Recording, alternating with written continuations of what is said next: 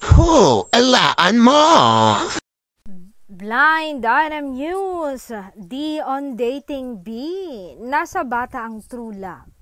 D revealed that B is the perfect girlfriend since she's the type of partner who understands his at all costs. She's perfect girlfriend because she understands me. She understands everything. I can't believe it because of her age. Then shared that he initially had doubt about dating the latter because of her age. Sabi ng aktor, super cute niya talaga. Type ko pero baget. So ako, hindi ko inaaksayan ng panahon. Pero ang cute niya talaga. Pero bye.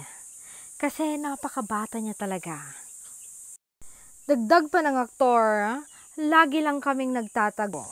At random places like family affairs, friend affairs, showbiz affairs. Ang daming chances na lagi kami nagtatagpo. Pero noong 2019, nagkatrabaho kami, nagbanding kami kasi lock and taping nga dahil sa pandemic.